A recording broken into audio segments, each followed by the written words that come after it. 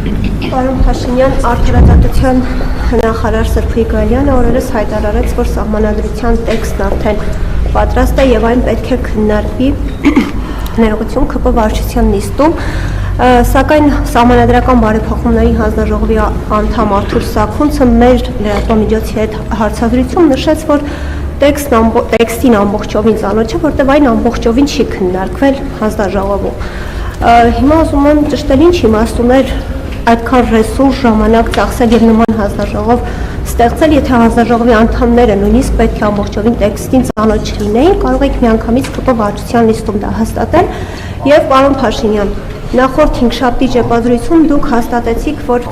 Ցեղասպանության թանգարան ինստիտուտի արդեն նախկին տնօրեն Էդիտա Գզոյանը ձեր ցուցումով է հրաժարական տվել, քանի որ համարձակվել է, այսպես ասած, ԱՄՆ փոխնախագահ Վենսին նվիրել Արցախի պատմության մասին գիրք։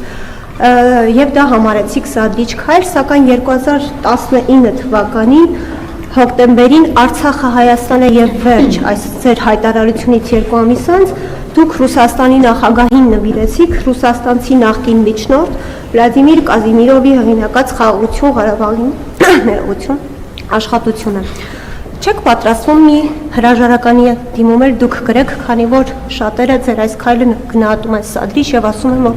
դուք եք սադրել 44-օրյա պատերազմը նման քայլով։ Շնորհակալություն։ Գիտեք ինչ 44-օրյա պատերազմը ով է սադրել, ով չի սադրել, կարծում եմ այդ հարցի պատասխանը տվել է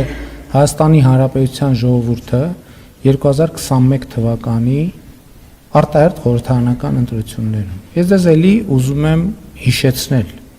որ անդադ որ ասում եք չեք պատրաստվում հրաժարական տալ, չեք պատրաստվում հրաժարական տալ, ես 2 անգամ հրաժարական եմ տվել։ Մեկը 2018 թվականին, մեկը 2021 թվականին։ Այդ հրաժարականի արդյունքում հրավիրվել են արտահերթ խորհրդարանական ընտրություններ եւ այդ ձեր ասած իրադրությունները դրվել են ժողովրդի դատին եւ ժողովուրդը իր որոշումը կայացրել է։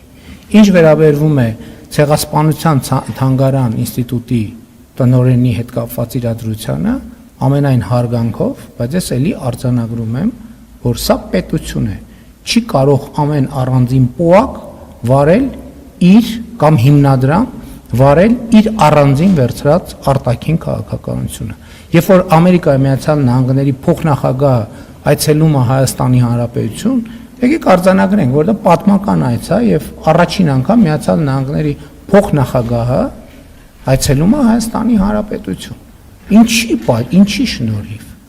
Ինչի շնորհիվ այցելում Հայաստանի Հանրապետություն Միացյալ Նահանգների փոխնախագահը 2025 թվականի օգոստոսի 8-ին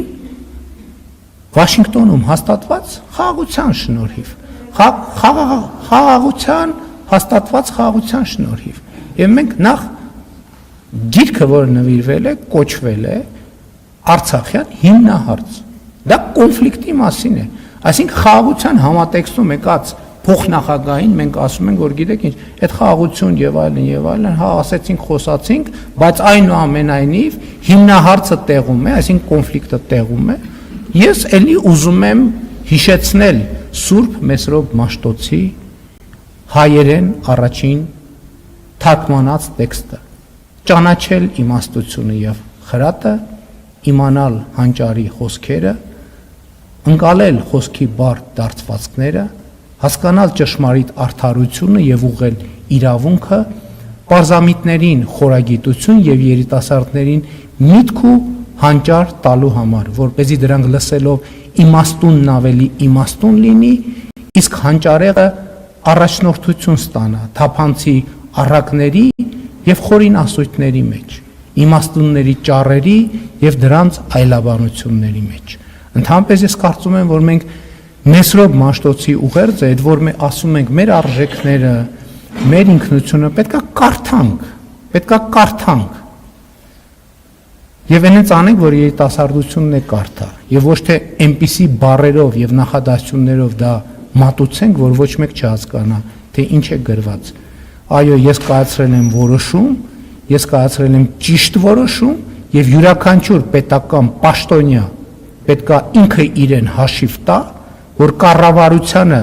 կառավարության վարած քաղաքականություններին եւ որոշումներին հակասող գործողություն չի կարող անել։ որովհետև Հայաստանի Հանրապետությունը պետություն է։ Շնորհակալություն։